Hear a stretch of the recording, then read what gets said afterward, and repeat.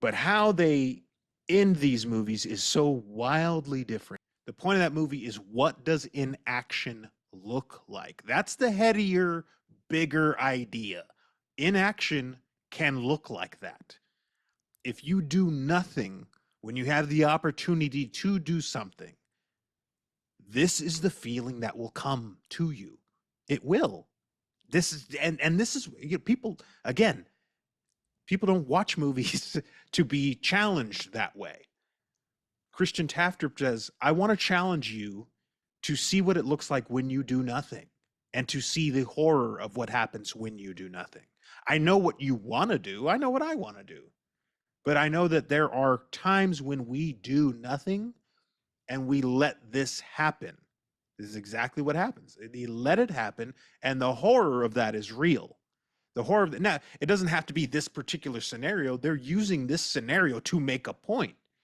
Maybe in a real scenario, Bjorn and Louisa would have fought for their kid. They still would have lost, by the way, because they were out in the middle of nowhere. Muhammad's out there, probably has a gun. I think he, in fact, if I remember correctly, he did approach the car with a gun, if I'm He not did. mistaken. I believe Yeah, you're right. Yeah, I believe so. yeah. So like, they could have fought.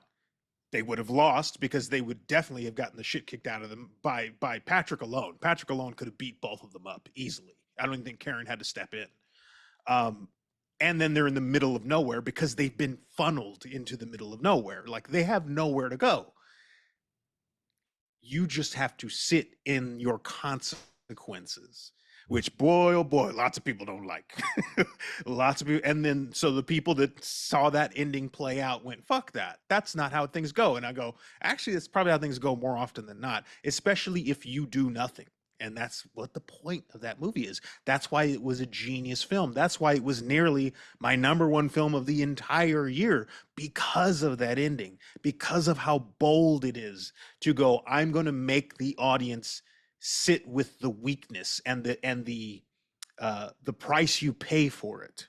That, most movies never do that. That, Damon, is what we call a good old fashioned fucking swing.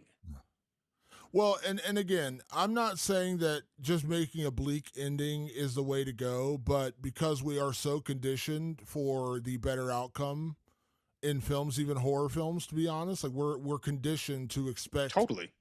a heroic ending, a good ending, a happy ending.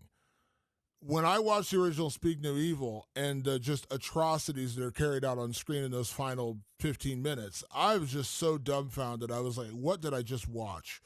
Because this was pure evil unleashed on this just poor family. Like, they were weak, and yes, weak-willed, but they were just, I mean, no, of course no one deserves that. But it was just like, I can't believe I just witnessed this on screen. And it was so shocking and so stunning because I didn't see it coming. I knew it was going to go bad, but even that, like cutting out the girl's tongue, I was like, oh my God, like they're really going for this. And it's just something you don't expect.